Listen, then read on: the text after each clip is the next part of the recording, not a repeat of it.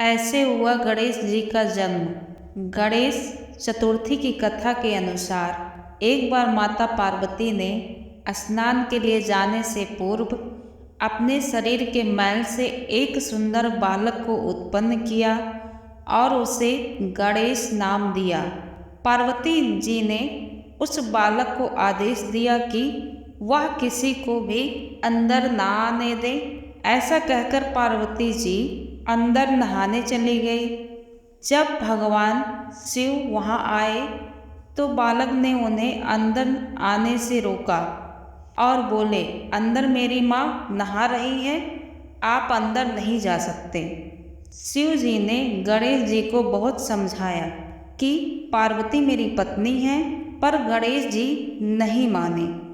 तब शिव जी को बहुत गुस्सा आया और उन्होंने गणेश जी की गर्दन अपने त्रिशूल से काट दी और अंदर चले गए। जब पार्वती जी ने शिव जी को अंदर देखा तो बोली कि आप अंदर कैसे आ गए? मैं तो बाहर गणेश को बिठा कर आई थी। तब शिव जी ने कहा कि मैंने उसको मार दिया। तब पार्वती जी रौद्र रूप धारण कर लिया और कहा कि जब आप मेरे पुत्र को वापस जीवित करेंगे तब ही मैं यहाँ से चलूँगी, अन्यथा नहीं। शिव जी ने पार्वती जी को मनाने की बहुत कोशिश की, पर पार्वती जी नहीं मानी। सारे देवता एकत्रित हो गए। सभी ने पार्वती जी को मनाया, पर वह नहीं मानी।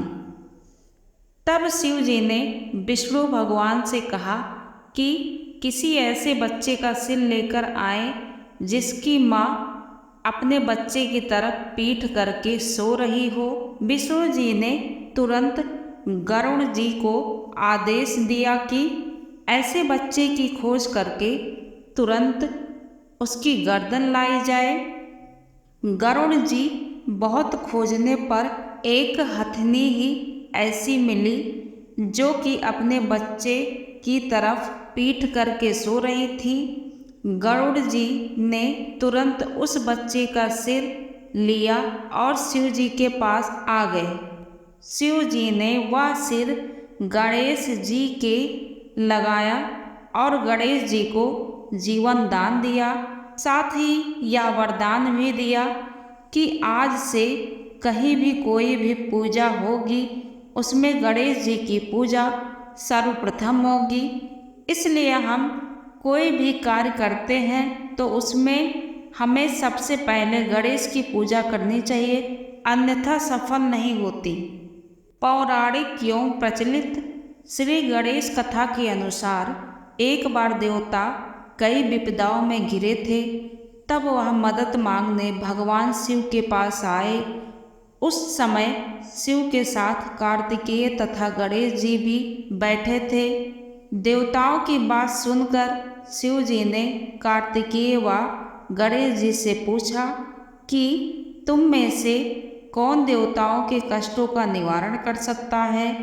तब कार्तिकेय व गणेश जी दोनों ने ही स्वयं को इस कार्य के लिए सक्षम बताया।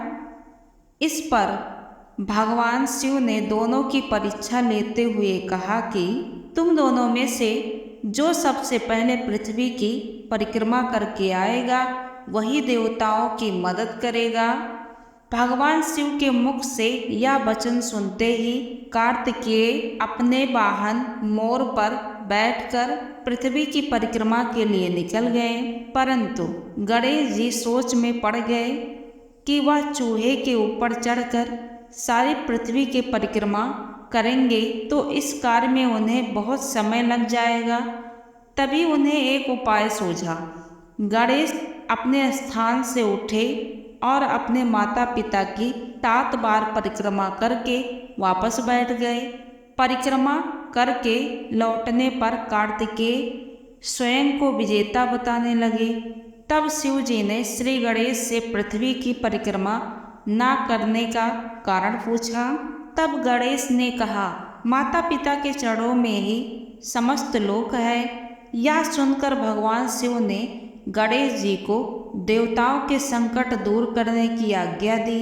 इस प्रकार भगवान शिव ने गणेश जी को आशीर्वाद दिया कि चतुर्थी के दिन जो तुम्हारा पूजन करेगा और रात्रि में चंद्रमा को अर्घ्य देगा, उनके तीनों तप यानी दैहिक तप, दैविक तप तथा भौतिक तप दूर होंगे।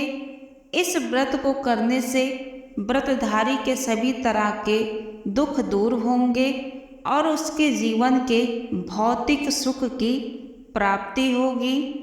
चारों तरफ से मनुष्य की सुख समृद्धि बढ़ेगी, पुत्र पैत्रादि धन ऐश्वर्य की कमी नहीं होगी।